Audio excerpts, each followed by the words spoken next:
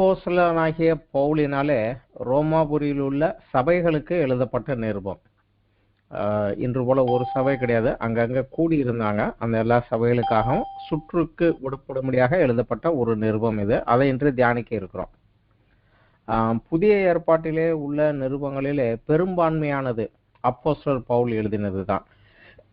அப்போஸ்தலர் பவுல் எழுதினது 13 நிருபங்கள் புதிய ஏற்பாட்டில் இருக்கிறது. இவைகளிலே 4 நிருபங்கள் தனி மனிதர்களுக்கு எழுதப்பட்டது. ஒன்று பிலோமன், இன்னொன்று தீமோத்தேயுவுக்கு 2 நிருபங்கள். மற்ற 9 நிருபங்கள் சபைகளுக்கு, பொதுவாக சபையில் உள்ள அனைவருக்குமாக எழுதப்பட்டது. இந்த நிருபங்கள் புதிய ஏற்பாட்டிலே கால கிரமத்தின்படி அமையவில்லை. முதல்ல எழுதின நிருபம் முதல்ல, இரண்டாவது எழுதினது இரண்டாவது என்ற அந்த வரிசையின்படி அமையவில்லை. பொதுவாக அப்போஸ்தலர் பவுல் எழுதினதை எல்லாத்தையும் முதலிலையும், அதுலேயும் கூட அவர் எழுதினதுல கூட முதல் எழுதினது முதல்லன்னு இல்லாம எது பெருசு எது சிறந்தது அதுக்கு முதலிடமோ அப்படி அந்த கிரமத்தின்படியாக அதை வைத்து விட்டார்கள். பவுல் அப்போஸ்தலனுக்கு பிற்பாடு அப்போஸ்தலனாகிய யாக்கோபு எழுதியது, பேதுரு எழுதியது, யோவான் எழுதியது மற்றும் யூதா எழுதியது என்று அந்த வரிசையில அமைத்து விட்டார்கள். இந்த ரோமர் நிருபத்தை நிருபங்களின் மணிமகுடம் என்றும் புதிய ஏற்பாட்டின் சிகரம் என்றும் அழைப்பார்கள். விசேஷமாக நமக்கு தெரியும், மார்ட்டின் லூத்தர் மூலமாக ஒரு ரிவைவல், உயிர் மீட்சியும் ரிஃபார்மேஷன், மறுசீரமைப்பும் உருவாக காரணமாக இருந்தது இந்த ரோமர் நிருபம் தானே. அதுல 1ஆம் அத்தியாயத்தில் உள்ள 17வது வசனம் தான், விசுவாசத்தினாலே நீதிமான் பிழைப்பான் என்ற வார்த்தையை வைத்துக்கொண்டு அவர் ரோமர் நிருபத்தை திரும்ப திரும்ப படித்த போதுதான் சபையை மறுசீரமைக்க வேண்டிய அவசியம் ஏற்பட்டதாக அவர் இதன் அடிப்படையில தான் அவர் ரிஃபார்மேஷன் கொண்டு வந்தார். இந்த நிருபத்திலே அப்போஸ்தலனாகிய பவுல் எழுதுகிற மிக முக்கியமான ஒரு காரியம், கருப்பொருள் என்னவென்றால் தேவனுடைய நீதி, ரைட்சஸ்னஸ் ஆஃப் காட், கடவுளுடைய நீதி. கடவுளுடைய நீதி என்ன என்பதையும், அதன் அவசியம் நமக்கு என்ன என்பதையும், அதை பெறுவதற்கான வழி என்ன என்பதையும், அது மாத்திரமல்ல அதில் நிலைத்திருப்பது எப்படி என்பதையும் இந்த நிருபத்தில் அவர் விளக்குகிறார். அதிகமான பேர் மீண்டும் மீண்டும் வாசிக்கக்கூடிய ஒரு நிருபம் ரோமர் நிருபம். தவிர பல வேத பண்டிதர்கள் மூலமாக சர்ச்சைக்குள்ளான புஸ்தகமும் கூட இது. இதுல அது இல்லை, இது இல்லை, இது எக்ஸ்ட்ரா வந்தது, அது அப்படி இருக்கும், இப்ப எழுதினது என்று அநேக சர்ச்சைக்குள்ளான ஒரு புஸ்தகம் கூட இது. இந்த நிருபத்தினுடைய மற்றொரு விசேஷம் என்னவென்றால், அப்போஸ்தலன் பவுல் ரோமாபுரியில் உள்ளவருக்கு எழுதினார். ஆனால் ரோமாபுரியில் உள்ள சபை அவரால் ஆரம்பிக்கப்பட்டதல்ல. அவர் இந்த நிருபம் போகும் வரைக்கும் ரோமாபுரியில் உள்ள சபையை சென்று பார்த்தது கூட கிடையாது. ஒரு தடவை ஒரு விசிட் கூட பண்ணது கிடையாது. தன்னால் ஆரம்பிக்கப்படாததும் தான் இதுவரை ஒரு முறை கூட சென்றிராததுமான ஒரு சபைக்கு ஒரு மிகப்பெரிய கடிதத்தை எழுதுகிறார். உண்மையிலே சொல்ல போனா இந்த கடிதம் எழுதின அந்த காலகட்டத்தில் கடிதங்கள் எழுதி அனுப்புவது ரொம்ப காஸ்ட்லி. அதுல ரெக்கார்ட் பிரேக் பண்ணதுன்னு பார்த்தா பவுல் எழுதின இந்த கடிதம் தான். 7012 வார்த்தைகள், அவ்வளவு பெரிய கடிதம் தான் இது. இதற்கு அடுத்தபடியாக தான் சென்றிராத ஒரு சபைக்கு பவுல் எழுதின கடிதம் கொலோசையர் நிருபம். இது ரோமர் நிருபம் முதலாவதாக வருகிறது.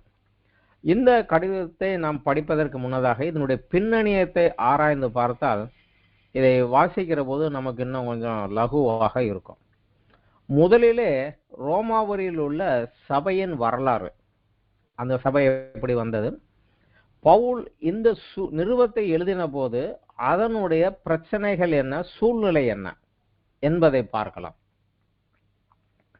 ரோமாபுரியில் உள்ள இந்த சபை எந்த அப்போஸ்தலருடைய ஊழியத்திலும் ஆரம்பிக்கப்பட்ட சபை அல்ல. அப்போஸ்தலர்கள் ஊழியத்தின் மூலமாக ஆரம்பிக்கப்பட்ட ஒரு சபை அல்ல. அநேகமாக அப்போஸ்தலர் 2வது அத்தியாயத்திலே பெந்தேகோஸ்தே தினம் அன்று அநேகர் கூடி வந்த போது, அப்பொழுது ரோமாபுரியிலிருந்து வந்த யூதர்களும் யூத மார்க்கத்தை அமைந்தவர்களும் அந்த பெந்தேகோஸ்தே பண்டிகைகள் வந்து இருந்த போது அந்த பெந்தேகோஸ்தே நிகழ்ச்சியினால தொடப்பட்டு பேதுருவினுடைய சுவிசேஷத்தை கேட்டு இருதயத்தில் குத்தப்பட்டவர்களாக இயேசு கிறிஸ்துவின் நாமத்தினாலே ஞானஸ்நானம் பெற்று பரிசுத்தாவின் வரத்தை பெற்று திரும்பி வந்த ஒரு சிலரால் இது ஆரம்பிக்கப்பட்டு இருக்கலாம் என்று சொல்லுகிறார்கள். அப்போஸ்தலர் அத்தியாயம் 2 8, 9, 10 வசனங்களில் படித்தா அந்த பெந்தெகோஸ்தே ஆவி இறங்கி அவர்கள் அந்நிய பாஷை சீசர்கள் 120 பேசுகிற நேரத்தில் நடந்த காரியம். அப்படி இருக்க நம்மில் அவரவருடைய ஜென்ம பாஷையில் ஒரு பேச கேட்கிறோமே, இது எப்படி? பார்த்தரும், மேதரும், ஏலாமித்தரும், மெசபத்தோமியா, யூதேயா, கப்பத்தோக்கியா, பொந்து, ஆசியா, பிரிகியா, பம்பிலியா, எகிப்து எனும் தேசத்தார்களும் சிரேனை பட்டத்தை சுற்றி இருக்கிற லீபியாவின் திசையில் குடியிருக்கிறவரும் இங்கே சஞ்சரிக்கிற ரோமாபுரியாரும் யூதரும் யூத மார்க்கத்தை அமைந்தவரும் கிரேத்தரும் அரேபியருமாக நாம் அவர்களுடைய பாஷையில் கேட்கிறோமே என்று சொன்னார். அப்ப இதுல ரோமாபுரியிலிருந்து வந்திருந்த யூதர்கள் யூத மார்க்கத்திலே சேர்ந்த புற இனத்தவர்கள், யூத மார்க்கத்திற்கு கன்வெர்ட் ஆனவங்க, இவங்கெல்லாம் இருந்து கேட்டிருக்கிறாங்க. இவங்க பேதுருடைய செய்தியை கேட்டு குத்தப்பட்டு நாங்கள் என்ன செய்ய வேண்டும் என்று சொன்னபோது அவருடைய செய்தியை கேட்டு ஆண்டவரை ஏற்றுக்கொண்டவர்கள். அன்றைக்கு ரட்சிக்கப்பட்ட 3000 பேரிலே ஒரு குழு. இந்த குழு திரும்பி ரோமாபுரி வந்தபோது அங்கே அவர்கள் மூலமாக சபை ஆரம்பிக்கப்பட்டு இருக்கலாம். அது தவிர பவுலினுடைய மிஷனரி பிரயாணங்களில் 1, 2, 3 மிஷனரி பிரயாணங்களிலே ரோமாபுரியினுடைய கிழக்கு பிராந்தியம் கொரிந்து, அத்தனே, பிலிப்பி இந்த பகுதியிலெல்லாம் சுற்றி வந்து விட்டார். எபேசு அவருடைய முக்கியமான ஒரு சபையாக இருந்து எபேசுவிலிருந்து அநேக இடத்துக்கு சுவிசேஷம் பரவின போது அங்கே வந்திருந்த புற இனத்தார் அநேகர் எருசலேமில் ரோமாபுரியிலிருந்து இங்கே வந்து வியாபாரத்திற்காக வந்து சென்றவர்கள் அநேகர் இந்த சுவிசேஷத்தை கொண்டு சென்று புறஜாதியாருக்குள்ளேயும் அங்கே ஆரம்பித்திருக்கலாம். குறிப்பாக இன்னாரால் ஆரம்பிக்கப்பட்டது என்பது கிடையாது. இவர்களால தான் இது உருவான சபையாக இருக்கலாம். ஆரம்ப காலத்தில் ரோமாபுரியில சபை உருவான போது அதில் பிரதானமாக இருந்தது யூதர்கள். யூத மார்க்கத்திலிருந்து இயேசு கிறிஸ்துவை ஏற்றுக்கொண்டவர்கள் யூதர்கள் தான் பிரதானமாக இருந்தார்கள். புற ஜாதியினார், புற இனத்தார், கிரேக்கர்களும் மற்றவர்களும் ஒரு மைனாரிட்டி, கொஞ்சம் பேர் தான் அதில் இருந்தாங்க.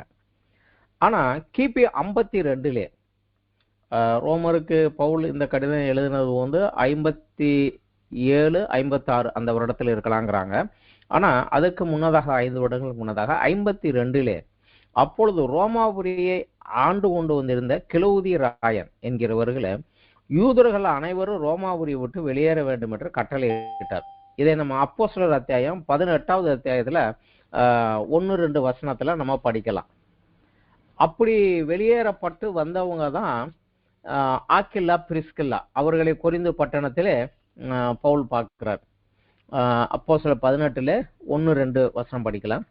அதன் பின்பு பவுல் அத்தேனே பட்டணத்தை விட்டு கொரிந்து பட்டணத்துக்கு வந்து யூதர் எல்லாரும் ரோமாபுரியை விட்டு போகும்படி கிலவுதி ராயன் கட்டளையிட்டபடியினாலே இத்தாலியிலிருந்து புதிதாய் வந்திருந்த பொந்து தேசத்தானாகிய ஆக்கிலா என நாமமுள்ள ஒரு யூதனும் அவன் மனைவியா பிரிஸ்கில்லாலையும் அங்கே கண்டு அவளிடத்திலே போனான்.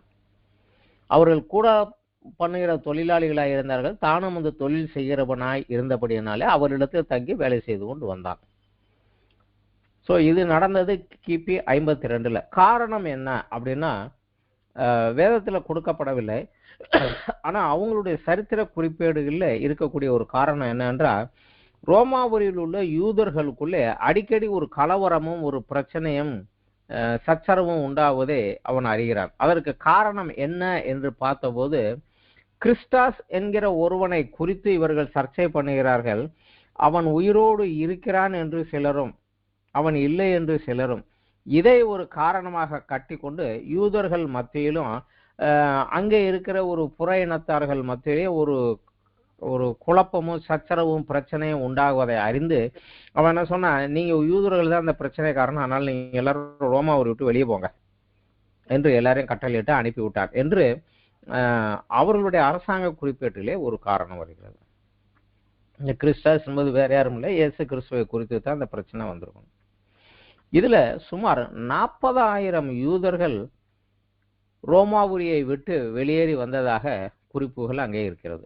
40,000 பேர் அவர்கள் தொழில் செய்து ஆபரம் பண்ணி கொண்டிருந்தவர்கள் இந்த ஒரு சட்டம் ஓட்டனால வெளியே வந்தாங்க. எனவே இப்போது ரோமாவூரில் உள்ள சபைகளிலே யூதர்கள் இல்லை, புற இனத்தார் மட்டுமே.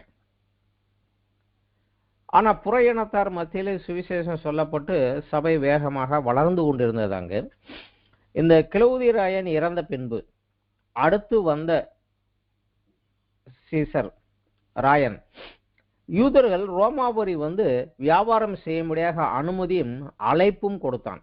ஏனென்றால் இவங்க ஃபைனான்ஸில் கொஞ்சம் நிறையா இருப்பாங்க, பணம் நிறைய புழக்கத்தில் இருக்கும், வந்தாங்கன்னா வியாபாரம் ஓடும். அதனால திருப்பி வாங்கன்னு கூப்பிட்டதுனால திருப்பி யூதர்கள் அங்கே திரும்பி சென்று குடியேறினார்கள். இப்பொழுது அங்கே இருந்த சபையில் பிரதானமாக இருந்தவர்கள் புற இனத்தார்கள். மீண்டும் வந்த யூதர்களிலே யூத மார்க்கத்திலிருந்து இயேசு கிறிஸ்துவை ஏற்றுக்கொண்ட விசுவாசிகளும் திரும்ப வந்தாங்க. ஆனா சபைகளுக்குள்ளே அவர்கள் வருகிற போது அவர்களுக்கு முதன்மை ஸ்தானம் கிடைக்கவில்லை. அவங்க தான் மெஜாரிட்டி, அவங்க தான் டாப்ல இருந்தாங்க, புற இனத்தார் கீழே இருந்தாங்க. இப்ப இவங்க மெஜாரிட்டி ஆயிட்டாங்க, அவங்க மைனாரிட்டி ஆயிட்டாங்க. அதனால அவங்க இருவருக்கும் இடையிலே ஒரு முறுமுறுப்பும், பழக்க வழக்கம், சாப்பாடு, இதுல இருந்து எல்லா காரியங்களில இருந்தும் ஒரு முறுமுறுப்பும், ஒரு சச்சரவும், ஒரு பிரச்சனையும் சபைகளுக்குள்ளே இருந்து கொண்டு இருந்தது. பவுல் இந்த நிருபத்தை எழுதுகின்ற நேரத்திலே அந்த ஒரு பிரச்சனை சபைகளுக்குள்ளே இருந்தது. தவிர பிரதான அப்போஸ்தலன் யாரும் இதுவரை அங்கு வராததுனால அதிகாரத்துடன் அவர்களை வழிநடத்த சரியான தலைமை இல்லை. இந்த சூழ்நிலையில தான் பவுலினுடைய நிருபம் அங்கே வருகிறது. அதிலும் விசேஷமாக பவுலினுடைய காரியத்தை குறித்து நம்ம பார்க்கலாம். பவுல் இதை எழுதுகிற போது அவருடைய சூழ்நிலை என்ன என்றும் பார்க்கலாம். பவுல் தன்னுடைய 3 மிஷனரி பிரயாணங்களை முடித்து விட்டார். அந்தியோகியா சபை தான் அவருக்கு பேஸ், அங்க இருந்துதான் எல்லாம் போவாரு. பிரயாணம் முடிந்த உடனடியாக எருசலேமிலே நாங்க என்னென்ன செஞ்சோம், என்னென்ன பண்ணோம்னு ஒரு இன்ஃபர்மேஷன் கொடுத்துட்டு போயிடுவார். பழையபடி அந்தியோகியா போய் அந்தியோகியால இருந்து 2வது ஒரு பிரயாணம், 3வது பிரயாணம் என்று போயிட்டு வந்திருந்தார். இப்ப 3வது மிஷனரி பிரயாணத்தை முடித்து விட்டாரு. இந்த சமயத்துல எருசலேம் பஞ்சத்தினாலே வாடிக்கொண்டிருந்ததுனால அங்கு உள்ள விசுவாசிகள், பஞ்சத்திலே கஷ்டப்படுகிற விசுவாசிகளுக்கு உதவுவதற்காக அவர் ஊழியம் செய்த சபைகளில் இருந்து தான தர்மம் பெற்று அவர்களுக்கு கொஞ்சம் ஃபண்ட் ரைஸ் பண்ணி அவர்களுக்கு உதவுவதற்காக பெற்று அதை எருசலேமுக்கு கொண்டு போய் கொடுக்கத்தக்கதாக அவர் தீவிரமாக பிரயாணமாக இருக்கிறார். அதே நேரத்தில் பவுல் ரோம சாம்ராஜ்யத்தின் கிழக்கு பகுதியிலே அப்போஸ்தலர் ஊழியங்கள் செய்து சபைகளை நிறுவி மூப்பர்களை ஏற்படுத்தி சபைகளை இண்டிவிஜுவலாக இண்டிபெண்டன்ட் நடக்க விட்டுட்டாரு. இப்ப அவருக்கு ரோம சாம்ராஜ்யத்தின் மேற்கு பகுதிக்கு போகணும் அப்படின்னு ஒரு விருப்பம், குறிப்பாக ஸ்பானியா தேசம் போகணும் அப்படின்னு. ஆனா அந்தியோகியாவில் இருந்து அங்க போய் வர முடியாது, ஆனா அந்தியோகியாவுக்கும் இதுக்கும் தூரமாக இருக்கிறதுனால இப்ப அவர் ஒரு ஐடியா பண்றாரு, ரோமாபுரியில பேஸ் வைத்துக்கொண்டு ரோமில இருந்து கொண்டு ஸ்பானியா தேசம் அங்கங்க போயிட்டு வரலாம் அப்படின்னு ஒரு விரும்புறாரு. அதனால ரோமாபுரி சபையை பேஸாக வைக்கணும்னா அங்க அவருக்கு ஒரு சில கான்டாக்ட்ஸ் வேணும், தொடர்புகள் வேணும். அங்க ஒரு சில தொடர்புகளை உருவாக்கவும் இவர் தன்னை அறிமுகப்படுத்தி கொள்ளவும் அங்க ஒரு பேஸ் உருவாக்கவும் விரும்புகிறார். அதை இந்த கடிதத்துல நம்ம ரோமர் நிறுவனத்தில் 16வது அத்தியாயத்துல பார்க்கலாம். அங்க உள்ள அநேகரை வாழ்த்துகிறோம் ஒரு சாப்டர் பூரா இன்னாரை வாழ்த்துகிறார்கள். ஸோ இவங்களையெல்லாம் எனக்கு தெரியும், அவங்கெல்லாம் என் கூட இங்க இருக்கிறாங்க, இவங்களெல்லாம் உங்களுக்கு தெரியும், உங்க சபையில இருந்து இவ்வளவு பேர் வந்திருக்காங்க, இவங்களெல்லாம் எனக்கு தெரியும் அப்படிங்கிற மாதிரி அந்த அறிமுகத்தை அங்க எஸ்டாப்ளிஷ் பண்ணுகிறார். அது மாத்திரமல்ல, அவர் அங்கிருந்து ரோமுக்கு போக விரும்புகிறார், எருசலேம் போக விரும்புகிறார். அப்பொழுது அவர் இந்த ரோமர் நிருபத்திலே 15வது அத்தியாயத்திலே 21 to 29 வசனங்களிலே சில காரணங்களை அவர் எழுதுகிறார். அவர், நான் மற்றொருவனுடைய அஸ்திபாரத்தின் மேல் கட்டப்படாதபடிக்கு கிறிஸ்துவனுடைய நாமம் சொல்லப்பட்டிராத இடங்களில் சுவிசேஷத்தை அறிவிக்கும்படி நாடுகிறேன். உங்களிடத்தில் வருகிறதுக்கு இதனால் அநேகம் தரம் தடைப்பட்டேன். இப்போது இந்த திசைகளில் எனக்கு இடம் இல்லாதபடியானாலும் உங்களிடத்தில் வரும்படி அநேக வருஷமா எனக்கு மிகுந்த விருப்பம் உண்டாயிருக்கிறபடியானாலும் நான் ஸ்பானியா தேசத்திற்கு பிரயாணம் பண்ணுகையில் உங்களிடத்தில் வந்து உங்களை கண்டுகொள்ளவும் உங்களிடத்தில் சற்று திருப்தி அடைந்த பின்பு அவ்விடத்திலிருந்து உங்களால் வழிவிட்டு அனுப்பப்படவும் எனக்கு சமயம் கிடைக்கும் என்று நம்பியிருக்கிறேன். இப்பொழுதோ பரிசுத்தவான்களுக்கு உதவி செய்யும் காரியமாக நான் எருசலேமுக்கு பிரயாணம் பண்ண எத்தனமாய் இருக்கிறேன். ஸோ அங்கே உள்ளவர்களுக்கு உதவி செய்வதற்காக இவங்ககிட்ட இருந்து ஒரு ஃபண்டு வாங்கிட்டு நான் அங்கே போகிறேன், அதனால் அங்கே போயிட்டு நான் திரும்பி வருவேன் அப்படின்னு இந்த கடிதத்தில் எழுதுறாரு. ஆனால் இவர் எங்கெங்க போகிறாரோ அந்த இடங்கள் எல்லாம் பரிசுத்த ஆவியானவர் மூலமாக இவருக்கு ஒரு வார்னிங் கிடைக்குது, எருசலேமிலே நீ கைது செய்யப்படுவாய், எருசலேமிலே நீ கைது செய்யப்படுவாய். ஸோ அவருக்கு ஒரு சந்தேகமும் கூட, நான் எருசலேமில் போய் இந்த ஃபண்டை கொடுத்துட்டு ரோமாபுரிக்கு போகணும்னு பார்க்குறேன், ஆனால் போக முடியுமா முடியாதா, என்னால் அங்கே போக முடியுமா முடியாதா அப்படிங்கக்கூடிய ஒரு சந்தேகமும் இருந்ததுனால நான் நேரடியாக போய் சொல்றதற்கு முன்னக்கூடிய தான் சொல்ல வேண்டியவைகளை ஒரு குறிப்பாக எழுதி அங்கே கொடுத்து விட்டு, ஏன்னா அங்கே இருந்த பிரச்சனைகள் என்ன என்று இவர் சில இடத்துல கேள்விப்பட்டதுனால அதை என்ன செய்ய வேண்டும் என்கிற ஒரு சில காரியங்களும் குறித்து விட்டு, குறிப்பாக சுவிசேஷத்தை குறித்தும் ஆலோசனை குறித்தும் அன்றைய சபை சூழ்நிலைக்கு ஏற்ற ஆலோசனைகளை அறிவுரைகளோடு சத்தியத்தை அவர்களுக்கு தெளிவாக விளக்கி கூறும்படியாக, ஏன்னா சரியாக டீச்சிங் பண்றவங்க இல்லாதனால இவர் ஒரு டீச்சருங்கிறனால அதை டீச் பண்றார். அதை ஒரு கடிதமாக எழுதி இதை அவருக்கு அனுப்பி வைக்கிறார். அப்போஸ்தலர் 20வது அத்தியாயத்துல நம்ம 3வது வசனத்துல பார்த்தோம்னா, கிரேக்கு தேசத்துல அவன் ஒரு 3 மாதம் தங்கி இருந்தான் அப்படின்னு பார்க்கிறோம். பிரயாணம் அவருக்கு கொஞ்சம் தடைப்பட்டு போய் கிரேக்கு தேசத்துல இருந்தார். அப்பொழுது அவருக்கு அந்த டைம் கிடைச்சிருக்கலாம், அந்த நேரத்துல தான் இதை எழுதி இருக்கணும் அப்படின்னு சொல்லி கூறுகிறார்கள். இவர் இந்த நிறுவத்தை எழுதி அனுப்புகிற போது இதுல அவர் முக்கியமான கருப்பொருள் அவர் சொல்வது தேவனுடைய நீதி, the righteousness of God, அதுதான் இந்த புஸ்தகத்தினுடைய மிக முக்கியமான மூல கருப்பொருள். அதை குறித்து தேவனுடைய நீதி என்ன என்பதை குறித்து, அந்த நீதி எப்படி, அது ஏன் தேவை, எதற்கு தேவை என்பதை விளக்கி விலாவாரியாக விளக்கி ஒரு ஆர்கியூமெண்ட் மெத்தடில், ஒரு நலம் விசாரிக்கிற கடிதமாக இல்லாமல் ஒரு சத்தியத்தை டீச் பண்ற மாதிரி இல்லாமல், இப்படி இருக்கிறபடியால் இப்படி செய்யலாமா, அப்படி இருக்கிறபடியால் இப்படி செய்யலாமா என்று ஒரு ஆர்கியூமெண்ட் மெத்தடில் இந்த கடிதத்தை மிக நேர்த்தியாக எழுதியிருக்கிறார். இதனுடைய முக்கியமான கருப்பொருள் தேவனுடைய நீதி. இந்த புஸ்தகத்தினுடைய கீவேர்டு, அந்த கீவேர்டு நம்ம படித்தோம்னா இந்த முழு சாராம்சமும் ஓரளவு நம்ம அதில் தெரிஞ்சுக்கலாம். கீவேர்டு ரோமர் 1:16-17.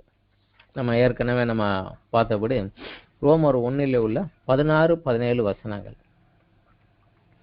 கிறிஸ்துவின் சுவிசேஷத்தை குறித்து நான் வெட்கப்படேன், முன்பு யூதரிலும் பின்பு கிரேக்கரிலும் விசுவாசிக்கிறவனவனோ அவனுக்கு ரட்சிப்பு உண்டாவதற்கு அது தேவ பலனாய் இருக்கிறது. விசுவாசத்தினாலே நீதிமான் பிழைப்பான் என்று எழுதியிருக்கிறபடி விசுவாசத்தினாலே உண்டாகும் தேவ நீதி விசுவாசத்திற்கென்று அந்த சுவிசேஷத்தினாலே வெளிப்படுத்தப்படுகிறது. இதுதான் அந்த தேவனுடைய நீதி, அதைத்தான் சுவிசேஷமாக அவர்கள் அறிவிக்கிறார். இந்த காரியம்தான் இதுக்கு மிக முக்கியமான ஒரு கருப்பொருள். அதே போல இதை எழுதுகிற போதே யூதரையும் கிரேக்கர்களையும் கம்பேர் பண்ணிய, யூதர்களுடைய தவறு என்ன, அவர்களுக்கு ஒரு டீச்சிங்கும், புற இனத்தார் கிரேக்கர்களே புற இனத்தார கிரேக்கர்களே அவர்களுடைய தவறு என்னன்ற அதுக்கு ஒரு டீச்சிங்கும், இவங்களையும் அவங்களையும் கம்பேர் பண்ணி கடைசியில 2 பேருமே நீங்க தப்பு தான், நான் பெரிய ஆளு நீ பெரிய ஆள் எல்லாம் அங்க கிடையாது அப்படிங்கிறது இதுல ரெண்டையும் கம்பேர் பண்ணிக்கிட்டே வருவார், கம்பேர் பண்ணிக்கிட்டே சொல்லுவார். இதுக்கு அடுத்தபடியாக இதனுடைய முக்கியமான ஒரு கருப்பொருள் ரோமர் அத்தியாயம் 3வது அத்தியாயம் 21 26வது வசனம் வரைக்கும். இதனுடைய மிக முக்கியமான கருத்து தேவனுடைய நீதி அப்படின்ட்டாரு. அந்த நீதி என்ன? சுவிசேஷம் என்ன? நான் சொல்லிக் கொடுத்த சுவிசேஷம் என்ன? விசுவாசத்தினால் அதை பெறணும்னு இருக்காரு. அந்த நீதி என்ன அப்படிங்கிறத இங்கே விளக்கமா எழுதுகிறார்.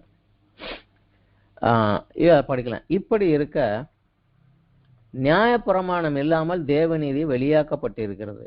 அதை குறித்து நியாயப்பிரமாணமும் தீர்க்க தரிசனங்களும் சாட்சியிடுகிறது. அது இயேசுவை பற்றும் விசுவாசத்தினாலே பலிக்கும் தேவ நீதியே.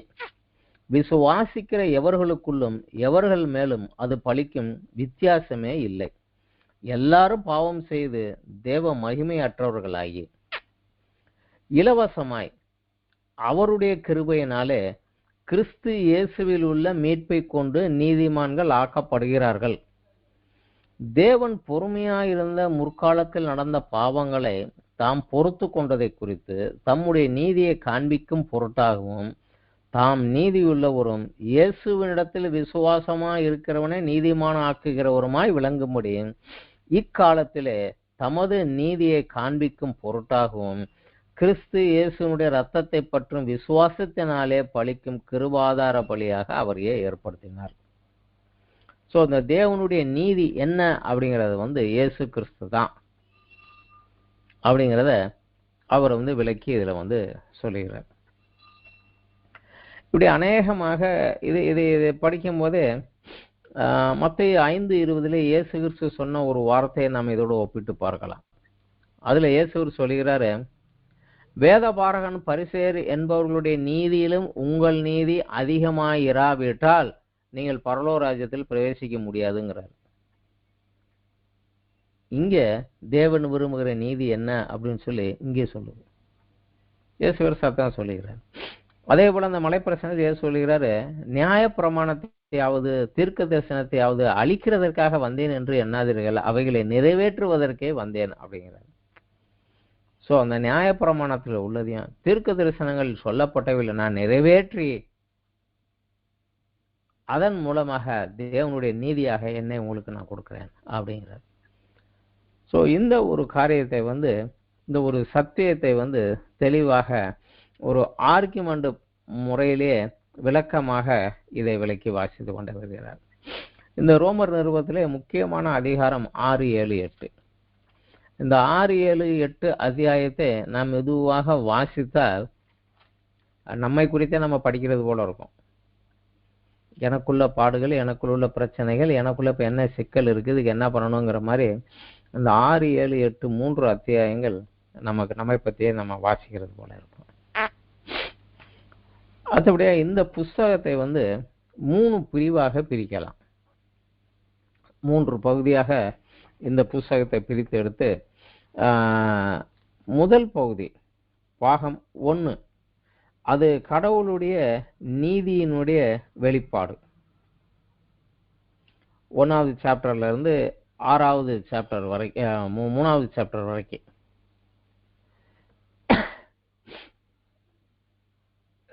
1வது சாப்டர்ல இருந்து 8 வரைக்கும் 1ல இருந்து 8 வரைக்கும் கடவுளுடைய நீதி அது எப்படி வெளிப்படுகிறது, அதை எப்படி பெறுவது அப்படிங்கிறத ஒரு பார்ட் எழுதுகிறாரு. அப்புறம் கடவுளுடைய நீதியை கடவுள் எப்படி நிரூபித்தார் என்பதை 9, 10, 11 3 சாப்டர்ல எழுதுறாரு. அப்ப கடவுளுடைய நீதியை பெற்றதுனால அதை எப்படி பயன்படுத்துவது, அது எப்படி எனக்கு உதவுகிறது, அது எப்படி எனக்கு ஹெல்ப் பண்ணுகிறதுங்கிறத 12ல இருந்து 16வது சாப்டர்ல எழுதுகிறார். இல்ல அந்த முதல் பிரிவையே கடவுளுடைய நீதியினுடைய வெளிப்பாடு என்பதையே 3 பகுதியாக பிரிக்கிறார். இன்னைக்கு உங்களுக்கு இந்த நோட்ஸோடைய கூட இந்த ஒரு சார்ட் நான் அப்படியே போட்டிருக்கிறேன். அந்த சார்ட்டை ஒரு பிரிண்ட் அவுட் பண்ணி வச்சுக்கிட்டு அதுல இருந்து படித்தால் இந்த தலைப்பின் கீழே படித்தா இன்னும் கொஞ்சம் நன்றாக விளங்கும். அதுல 1வது சாப்டர்ல இருந்து 3வது சாப்டர் வரைக்கும் கடவுளுடைய நீதி நமக்கு ஏன் தேவை அப்படிங்கறத சொல்லுகிறாரு. காரணம் நாம் பாவிகளாக இருக்கிறதுனால நீதிமான ஆகாவிட்டால் பரலோகத்தில் போக முடியாது. நம்முடைய பாவம் நீங்கி நாம் நீதிமானாக ஆக்கப்பட வேண்டும். அதற்கு கடவுளுடைய நீதி நமக்கு தேவை என்பதை அந்த பாவம் என்பதை மெயினான பாயிண்டாக வைத்துக்கொண்டு 1ல இருந்து 3 சாப்டர் வரைக்கும் எழுதுகிறார். 3ல இருந்து 5 வரைக்கும் அந்த கடவுளுடைய நீதியை பெறுவது எப்படி, அதைத்தான் நம்ம ரட்சிப்பு என்கிறோம். அந்த ரட்சிப்பை, பாவத்தின் தண்டனையிலிருந்து நான் விடுவிக்கப்படுவது எப்படி, ரட்சிக்கப்படுவது எப்படி என்பதை அதற்கு தேவன் கொடுத்தது என்ன என்று சொல்லுகிறோம். இது கடவுளுடைய நீதியை நான் பெற்றுக்கொள்வது என்ற தலைப்பில் இதை நாம படிக்கலாம். அப்புறம் கடவுளுடைய நீதியை நான் பெற்றுக்கொண்டேன் என்பதற்கு என் வாழ்க்கையில் இருக்கக்கூடிய ஆதாரமும் வெளிப்பாடும் என்ன, அது நிரூபணம் எப்படி நான் ப்ரூவ் பண்ணுவது அப்படிங்கிறது 6லிருந்து 8வது அத்தியாயம் வரைக்கும் அதை பிரித்து பிரித்து எழுதுகிறார். அதற்கு அடுத்தபடியாக 9லிருந்து 11 அத்தியாயம் வரைக்கும் முக்கியமான காரியம். இது முழுக்க முழுக்க இஸ்ரவேலர்களை குறித்து, யூதர்களை குறித்து எழுதுகிறார். காரணம், அப்பொழுது ஒரு ஒரு சத்தியம் மெதுவாக வளர்ந்து வந்தது. இன்றைக்கும் கூட அநேக சபைகளிலே இந்த ஒரு தவறான ஒரு உபதேசம் இருக்குது. யூதர்களை, இஸ்ரவேலர்களே தேவன் புறந்தள்ளி விட்டார், அவர்களை தூக்கி போட்டுட்டாரு. நாமே கிறிஸ்துவை விசுவாசியை ஏற்றுக்கொண்ட நாமே புதிய இஸ்ரவேலர்கள், ஆபிரகாமின் சந்ததி அப்படின்னு சொல்றாங்க. அது இல்லை அப்படிங்கிறத பவுல் ஆதாரபூர்வமாக இங்கே நிரூபிக்கிறார். யூதர்களே தேவன் முழுக்க ஒதுக்கி தள்ளவில்லை. அவர்களுக்குன்னு ஒரு பிளான் வச்சிருக்கிறாரு. அந்த பிளான் அவர்கள் மத்தியில போகுது. புறஜாதியிலிருந்து ஆண்டவரை விசுவாசி ஏற்றுக்கொண்ட சபைக்காக வேற ஒரு பிளான் வச்சிருக்காரு, அது அவங்களுக்குள்ள போகுது. அதனால நீங்க அதையும் இதையும் குழப்பாதீங்க. யூதர்களே தேவன் தள்ளிவிட்டார், இனி அவங்க கிடையாது அப்படி என்று நீங்க சொல்லாதீங்க. அவர்களுக்கென்று அவர் ஒரு திட்டம் வைத்திருக்கிறார் அப்படிங்கிறத அவர் விளக்கமாக எழுதுகிறாரு. அதுல 3 காரியங்களை எழுதுகிறார். இஸ்ரவேலருடைய கடந்த காலம், ஏனென்றால் அவர்கள் தேவனை தெரிந்து கொள்ளவில்லை, தேவன் அவர்களை தெரிந்து அழைத்து எடுத்தார். தேவனுடைய அழைப்பு ஒரு நாளும் அவரை ரிஜெக்ட் பண்றவர் கிடையாது. அழைத்த அழைப்புக்கு அவர் உண்மையா இருக்கிறார், இவங்க உள்ள வரணும். இப்பொழுது இஸ்ரவேலருடைய நிகழ்காலம், இந்த நிருபம் எழுதின போது அவங்களுக்கு இருந்த அந்த ஒரு காலகட்டம் என்ன என்றால், அவர்கள் கிறிஸ்துவை நிராகரித்ததினாலே தேவன் அவர்களை நிராகரித்து பலன் கொடுக்கக்கூடிய புதிய ஜனங்களை உள்ளே கொண்டு வருகிறார். அவர்கள் சுத்தமா கழிச்சு கட்டிட்டாருன்னு இல்லை, ஆனா இன்னொரு ஜனங்களை உள்ள கூட்டி கொண்டு வருகிறார். இயேசு கிறிஸ்து இதுதான் சொல்லுகிறார், திராட்சை தோட்டத்துல நீ ஏற்ற காலத்தில் பலன் கொடுக்கக்கூடிய வேற ஆளை உள்ள கொண்டு வருவாரு, உடனே வெளியே போட்டுருவாரு அப்படின்னு சொன்னார். அதே போல இவங்களை உள்ள கொண்டு வந்திருக்கிறார். இப்பொழுது இஸ்ரவேலர்கள் நிராகரிக்கப்பட்டு இருக்கிறார்கள், நிகழ்காலம். ஆனா இது கடைசி வரை கிடையாது. ஒரு நாள் முழு தேசமும் ஒரே நாளில ரட்சிக்கப்படும். அவர்களுக்கென்று ஒரு மகிமையான வருங்காலத்தை ஆண்டவர் வைத்திருக்கிறார். இந்த காரியங்களை 9, 10, 11 அத்தியாயங்களில் விளக்குகிறார். கடைசியாக 12லிருந்து 16 வரைக்கும் அன்று சபைகளுக்குள் உள்ள சில பிரச்சனைகள், முக்கியமாக 4 காரியங்களை விளக்கி அந்த 4 காரியங்களில் எப்படி நடக்க வேண்டும் என்கிற காரியத்தை அவர் எழுதுகிறார். இன்றைய நமது சபைக்கும் அது தேவைகள் தான். அதை கிறிஸ்துவை ஏற்றுக்கொண்டவனுடைய கடமைகள் என்ன என்றும், கிறிஸ்துவை ஏற்றுக்கொண்டவனுக்கு விடுதலை, முந்தி இருந்த நியாய பிரமாணத்தினுடைய இதுக்குள்ளே கீழே இருந்த ஒரு காரியத்திலிருந்து அவனுக்கு கிடைத்த விடுதலை என்ன என்பதை அவர் விளக்கி எழுதுகிறார். எப்பொழுதுமே அவருடைய நிருபத்திலே 3ல் 2 பங்கு சத்தியம், கடைசி ஒரு பங்கு அதை எப்படி உபயோகிப்பது. முதலில் டாக்டரின், அப்புறம் அதை எப்படி பிராக்டிஸ் பண்றது, அது எப்படி சத்தியம் இப்படியாக இருக்கிறதுனால நாம இப்படி நடக்க வேண்டுமே. இதுதான் அவருடைய மெயினான ஒரு பேட்டர்ன். எந்த நிருபத்தை எடுத்தாலும் முதலில் 2 பங்கு அவர் சத்தியங்களை விலைக்கு சொல்லிக்கொண்டே கடைசியில சத்தியம் இப்படியாக இருக்கிறதுனால நம்ம இப்படி நடக்கணுமேனு விளக்குவார். அதே தான் அந்த ரோமர் நிருபத்திலையும் 1லிருந்து 11 வரைக்கும் டாக்டரினல் மாதிரி வந்துடும். அந்த கடைசி 12லிருந்து 16 வரைக்கும் நம்ம எப்படி நடக்க வேண்டும் அப்படிங்கிறது இருக்கட்டும். நீ 12வது அத்தியாயம் படிச்சு பார்த்தீங்கன்னா இன்றைக்கு ஒரு கிறிஸ்தவனுடைய வாழ்க்கையினுடைய பேட்டர்ன் அப்படித்தான் இருக்கணும் அப்படிங்கிறது அதில் தெளிவாக பார்க்கலாம். அதில் பல காரியங்களை எழுதி கொண்டே வருகிறாரு. மெதுவாக அவர் அது கூடாலேயே அந்த யூதர்களுக்கும் புற இனத்தாருக்கும் கிரேக்கர்களுக்கும் இருக்கக்கூடிய அந்த ஒரு உரசலை சரி செய்யும்படியாக. அவனும் பாவிதான், நீயும் பாவிதான். அவனும் இயேசு கிறிஸ்துவைத்தான் விசுவாசித்து ரட்சிக்கப்படணும், நீயும் இயேசு கிறிஸ்துவைத்தான் விசுவாசித்து ரட்சிக்கப்படணும். ரெண்டு பேரும் விசுவாசத்தினாலதான் உள்ள வரணும். உங்களுடைய சுய நீதி இங்கே செல்லாது. தேவன் கொடுக்கிற நீதியை எடுத்துக்கொண்டு அந்த நீதிக்கு ஏற்றபடி நீங்கள் வாழ வேண்டும். முக்கியமாக சத்தியத்திலே ஒரு காரியத்தை சொல்லுவாங்க, ஜஸ்டிஃபைடு, அதாவது நீதிமான் ஆக்கப்படுதல். தேவன் ஒருவனை நீதிமான் என்று அவனை சொல்லுவது. அதற்கு பிற்பாடு அவனை சுத்திகரித்தல். அவனுடைய பழைய சுபாவம், பழைய பழக்க வழக்கங்கள், அந்த பாவம் அவன் மேல் இருக்கக்கூடிய ஆளுகையிலிருந்து உடைத்து அவனை விடுவிப்பது. உதாரணமாக ஜஸ்டிஃபைடு என்பதை பாவத்தினுடைய தண்டனையிலிருந்து எனக்கு விடுதலை என்று எடுத்துக்கொள்ளலாம். நான் அதுவரை செய்த பாவங்களுக்குரிய தண்டனையிலிருந்து தேவன் என்னை விடுவித்து இவன் குற்றசாலி அல்ல, இவன் நீதிமான் என்று நிறுத்துகிறார். அதனால என்ன பழைய பாவங்களுக்கு நான் தண்டனை செலுத்த வேண்டிய அவசியம் இல்லை ஒண்ணு. ஆனா அதற்கப்புறம் என்னை சுத்திகரிக்கிறார், நீதிமானாக நிறுத்தி விட்டார். ஆனால் நான் இன்னும் பழைய பழக்க வழக்கத்துக்குள்ளே, பாவ பழக்க வழக்கத்துக்குள்ளே இருக்கிறேன். அந்த பாவ பழக்க வழக்கத்தை மேற்கொள்ள எனக்கு பலன் கொடுத்து அந்த பாவத்தின் வல்லமையிலிருந்து என்னை விடுவிக்கிறார். இதுதான் சுத்திகரித்தல். இரண்டாவதாக, இந்த சுத்திகரித்தல் பூரணமாகும் போது இயேசுனுடைய வருகையிலே அவரை போல என்னை மகிமைப்படுத்தி எடுத்துக்கொண்டு செல்வார். ஆனால் இந்த சுத்திகரிப்பு சரியாக செல்லவில்லை என்றால் அங்க கொஞ்சம் சிக்கல் தான்.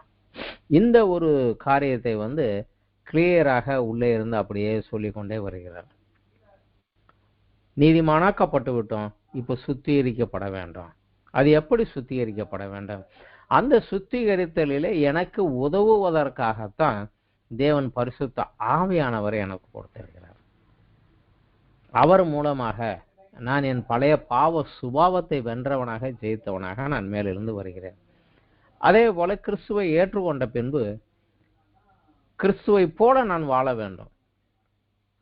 ரட்சிக்கப்பட்ட போது கிறிஸ்துவை நான் தரித்து கொண்டேன். எனவே தேவனுடைய சமூகத்தில் போய் நான் கிறிஸ்துவின் நாமத்தினாலே ஜெபிக்கிறேன் பிதாவே என்கிற போது தேவன் என்னை கிறிஸ்துவனுடைய சாயலில் என்னை பார்க்கிறார். ஆனா என்னுடைய கிரியைகளும் கிறிஸ்துவுக்கு ஏற்ற கிரியைகளாக இருக்க வேண்டும். அந்த கிரியைகள் எப்படி இருக்க வேண்டும், அதற்குள்ள எப்படி வளருவது என்பதையெல்லாம் இந்த டீச்சிங்ஸ்ல கொஞ்சம் கொஞ்சமா கொண்டு வந்துடுறாரு. ஸோ இதைத்தான் சுத்திகரிக்கப்படுதல் என்று சொல்லுகிறோம். இந்த ஒரு காரியத்துக்குள்ள நம்மளை வளர்த்து கொண்டு வருகிறார். அப்புறம் பல காரியங்களிலே நியாயப்பிரமாணத்தின் கீழ் இருந்த பல காரியங்களிலிருந்து நமக்கு விடுதலையும், நியாயப்பிரமாணத்துக்கு அப்பாற்பட்ட சில காரியங்கள், பொதுவான ஒரு காரியங்களில் நாம் கை கொள்ள வேண்டிய காரியங்கள் என்ன என்பதையும் நமக்கு இதுல கொஞ்சம் விளக்கமாக இந்த 12 16 அத்தியாயத்துக்குள்ள விளக்கி சொல்லுகிறார். இந்த ரோமர் நிருபத்தினுடைய பின்னணி என்ன என்பதை பார்த்து விட்டோம். இது எப்பொழுது, எதற்காக, ஏன் எழுதப்பட்டது, எழுதப்பட்டவனுடைய நோக்கம் என்ன என்பதை நாம் பார்த்து விட்டோம். ஆனா இந்த ரோமர் நிருபத்தை நாம் லைன் பை லைன் வாசிச்சுக்கிட்டே வந்தா தான் இன்னும் அது நமக்கு சரியான ஒரு புரியும். அதனால இந்த வாரம் ஒரு சார்ட் உங்களுக்கு கொடுத்துருக்கிறேன். இந்த சார்ட்டில் உள்ள பிரிவுகளே இன்னும் சில பிரிவுகளாக பிரித்து உங்களுக்கு இந்த வாரத்தில் அடுத்த ஒரு சார்ட் ஒன்று நான் உங்களுக்கு இந்த குரூப்பில் போட்டு விடுறேன். அடுத்த வாரம் இதே ரோமர் நிருபத்தை 1வது அத்தியாயத்தில் ஆரம்பித்து 16வது அத்தியாயம் வரைக்கும் லைன் பை லைன் இதிலிருந்து இது வரைக்கும் எதை சொல்லுகிறார், இதிலிருந்து இது வரைக்கும் எதை சொல்லுகிறார் என்கிற ஒரு தலைப்பை வைத்து இந்த தலைப்பின் கீழமாக நம்ம படித்து வந்தால் தான் இந்த ரோமர் நிருபத்தை நாம் விளங்கி கொள்ள முடியும். இந்த வாரம் அதனுடைய பின்னணியத்தை பார்த்தோம். அடுத்த வாரம் இந்த ரோமர் நிருபத்தினுடைய முழுமையான ஒரு விளக்கத்தை பார்ப்போம். ஏனென்றால் ரோமர் நிருபம் கிறிஸ்தவனாக வாழ்வுகிற ஒருவனுக்கு அவசியம் அறிந்து கொள்ள வேண்டிய சத்தியங்களை சொல்லுகிறது.